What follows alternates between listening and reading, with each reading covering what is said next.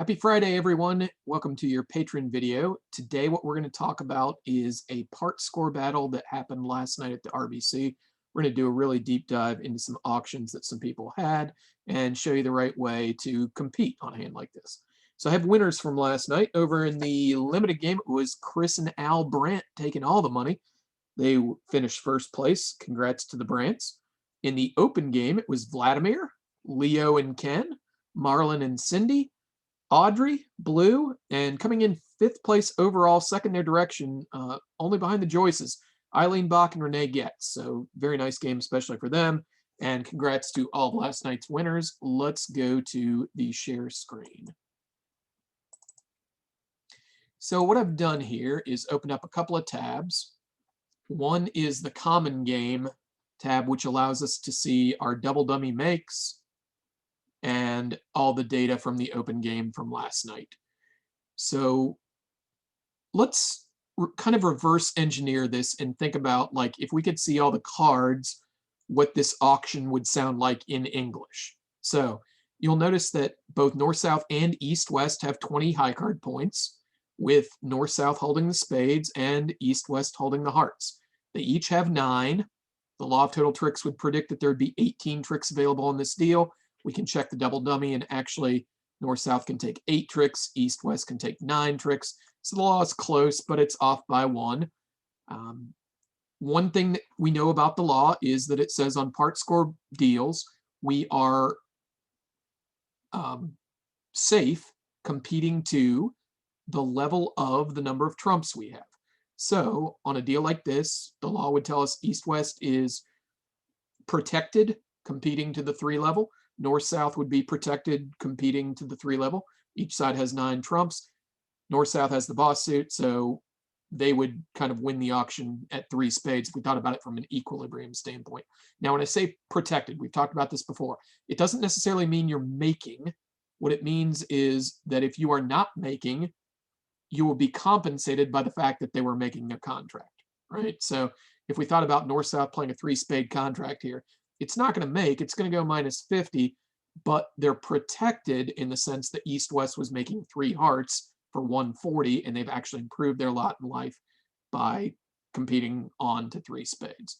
So if we thought about this from an equilibrium standpoint, you know, East-West knows they've got the hearts, North-South knows they got the spades, everybody knows that the high card points are kind of split evenly, and we can have an auction that basically approximates that sort of conversation.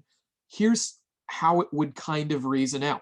Let's say that North-South was in 2 spades. East-West would reason, hey, it's a part score deal. They're stopping in 2 spades. South is bid spades. North has raised them. I know they've got a fit. I know it's not right to let them play when they have a fit, because when they have a fit, it makes it more likely that we have a fit. We're protected at the 3 level. We don't let them play at the 2 level when they want to, when they have a known 8 card or more fit. So what we're going to do is we're going to bid 3 hearts and throw the ball back to the North-South court. And North-South would say, okay, well, we liked it when you let us play 2 spades, but now you've gone and mucked things up by bidding 3 hearts. Is there anything we can do to counter that? And the answer is yes. You have 9 spades. Spades outranks hearts. The law says that you're justified in bidding 3 spades here, and you would reason that it must be better to bid 3 spades than to defend 3 hearts. Okay, and then we throw the ball back in the East-West court. Okay, we're willing to bid 3 spades. Is there anything you can do about this? And East-West would say, no, we competed to the 3 level, which is the number of trumps we have. It's a part score deal. We are not bidding 4 hearts. Okay, we're going to defend 3 spades at this point. And what will happen if all of that takes place is that North-South will be in 3 spades, down 1. And East-West has accomplished one of the things that you can win with when you take them out of 2 spades. Like, if they're sitting there in 2 spades and you're thinking about, okay, what are the things that could happen if I compete? Well, you could get to 3 hearts, which would make. You could push them to 3 spades, which would go down when 2 spades was making, right? Or you could get to 3 hearts, down 1 for minus 50 when 2 spades was making for 110 or 140. So East-West pushes to 3 hearts. North-South accepts that push to 3 spades. and then East-West is done. Now, technically, East-West could do better by doubling and increasing their score from 50 to 100 if they could actually see, like all the cards here. One thing I'll say about doubling, like it can make sense just from a pure like upside to downside standpoint, but it's actually more attractive to double them when they're vulnerable, okay? Because that turns plus 100, say you beat them one. Doubling turns plus 100 into plus 200 if they're vulnerable, and that leapfrogs you past, like look at all these absolute scores that are between 0 and 200. When they're not vulnerable, the only thing you're doing is increasing a 50-point set to a 100-point set, which is only these guys in here. Those are the only guys you're competing with, like between 50 and 100. And the problem is, like, the downside of doubling is you turn minus 110 or 140 into minus 530 or whatever that ridiculous score is. So when they're vulnerable and you're thinking about making a thin penalty double of them, that's actually a more upside, lower downside than if they're not vulnerable, which I don't know if that makes sense or not. But anyway, let's go to the board and talk about how I would suggest bidding this. So I think it's pretty normal that it's going to go 2 passes. And why do I always turn this off? Let's turn those back off. I saw some North passing this hand, but you should definitely open a club. And then what was very normal for East to do at this point was to overcall a diamond. Perfectly normal. And South is going to respond to spade. South is basically responding as if East didn't do anything. And let's talk for a second about how many spades this promises. It actually only promises 4. Okay, you're not showing 5 with this. It just shows 4 spades and enough points to respond. If you're playing a negative double there, which, definitely I suggest you be playing negative doubles. But if we doubled in an auction like this, it would actually show both majors. Therefore, if we bid a heart or a spade, it only promises 4 spades. Anyway, I think it's going to go pass, and North is going to raise to 2 spades. Now, at this point, the warning lights need to be going on. Normally, the warning lights happen in the balancing seat, okay, like after it goes 2 spades, pass, pass. However, here's an idea. What we have here for East is called a pre-balancing situation. East actually already has the information that North-South don't intend to bid a game and have a fit, and East is the one looking at the short spades. So what we've got here is a situation where it's actually imperative on East to compete. She's the one short in spades. They've already let you know they don't have a game. How have they let you know that? South passed originally, and North is only raised to 2 spades.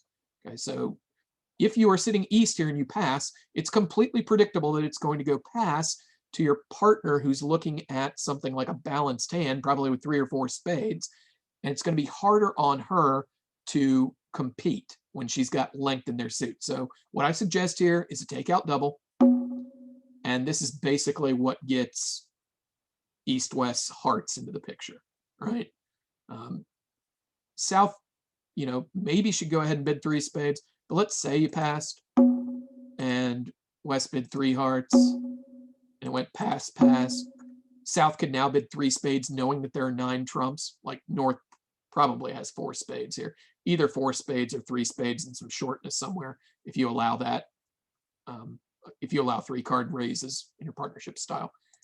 And what I've got on the screen here is kind of the auction I would suggest that you have. Going back to the match pointing here, so back to the common game data. Note that if you sell out to 2 spades here as East-West, here are the people that defended 2 spades. There were 5 East-West that defended 2 spades. If we add up this East-West column for their score when they defended 2 spades, it's 14 match points out of 60. I think I did that right. 7, 14, 15 out of 60. That's 25%. When you defend 2 spades here, when they have a known fit and the high card points are split evenly, you are signing on the dotted line for 25%. You've heard me say that before. Here it is in the data. Look what happens if we can get them to 3 spades instead. 3 people managed to do that. Well, all of a sudden now we're looking at 7 match points out of 12. By competing over 2 spades and pushing them to 3, you have improved your score from 25% to 58%. And what if you compete and they let you play 3 hearts? Even better, right? Now we're looking at 30, 42 out of 48. Now we're looking at like 85% of the match points on average if we compete to 3 hearts and they let us play there. So don't accept this 25% score. Push on to 3 hearts, get your 85%. They can take back a little of the equity by competing to 3 spades, and now you end up with a 58%. But the takeaways here are, don't let them play at the 2 level when they have a known fit. Lots of good things can happen. It's borne out in this data. Let's look for just a second at these auctions where people sold out to 2 spades. We'll talk about maybe how they could have done better. So hopefully this isn't too embarrassing to anyone, but I'm gonna go ahead and do it. It's not my object to pick on anyone here, but I do want to go through some of the auctions where people sold out to 2 spades. Yeah, and hopefully this, everybody's got a thick skin about this sort of thing. It's important. Like, we just can't be selling out to 2 spades here. I want to see if East West could have predicted that there was a fit. So here's case 1. This was actually our table. We have the same start to the auction: a club, diamond, spade, pass. My partner decided to pass. I kind of like a raise to 2 spades here, just because we're going to be willing to compete there anyway. Might as well do it now, before East West has a shot to make a takeout double or bid a new suit at the 2 level. But that's what happened. When North passes here, basically what he's saying is, we don't have a game and I do have a spade fit with you, right? He wouldn't pass without a spade fit on this auction. So when it comes to this call right here, East is actually in a similar spot to when North raises to 2 spades. Okay, like here we're at the 1 level still. We know it's right to balance. What I like better than a 2 diamond call here is a takeout double. Okay, we've already expressed 5 diamonds in a decent hand. That was the 1 diamond call. Use your second opportunity to make a takeout double. That brings hearts into the picture. It potentially even brings clubs into the picture. Say they've opened a 3-card club suit, your partner's got 5 or 6 clubs. You might still want to play clubs. But this way we get all the suits on the table for the price of 1 bid, rather than recommitting to diamonds that we've already talked about. Okay, so if East will use her second opportunity here to make a takeout double, West is going to know, hey, I can compete to 3 hearts. And again, one of a couple good things happens. We play 3 hearts and make it. That's a great score. That's a coup. Or we push them to 3 spades, which is down 1, instead of defending 2 spades, which is making. Let's see about some of these other auctions. Here's the second one. Okay, this time North raises to 2 spades, and I think East probably missed an opportunity here to make the takeout double. Remember what I said about pre-balancing. We can already predict at East's second call right here that the auction is about to die in 2 spades. They have a fit. We know since South is a passed hand originally, they don't have a game. North has made a simple raise. When we're the one with the singleton spade, we've got to use this second opportunity to make the takeout double and get all the other suits involved. How about the third time it happened? Okay, here's some patrons. Let's see if they do a good job here. Okay, they're on the north-south side. That's great. And they have the auction I was talking about. Open a club, South responds to spade, North raises to 2 spades. The error here is East passing. East needs to make a takeout double here. Okay. And like West probably should make a takeout double on the back end, but look how much harder it is for West to double with like a flat hand and 3 trumps than it is for East to go ahead and do the pre-balancing with the short trumps and the 4 hearts. All right, that's that table. Let's look at this one. Okay, here's 4 patrons here. Let's see how they do. Club, diamond, spade, pass 2 spades, same auction we had at the last table. Again, This is the call, East second call here, where you need to be vigilant about pre-balancing with a takeout double. And this one, like this one's a little bit tough because it looks different than other balancing actions where literally the auction goes 2 spades pass pass, and like that's where the flashing lights come on. Normally that's the spot where you know that they don't have game values. But here, again, like this initial pass by South is your clue that 2 spades might end the auction. You have to be vigilant about pre-balancing when you're the one with the singleton trump. We basically don't let them play 2 spades on this auction. One more.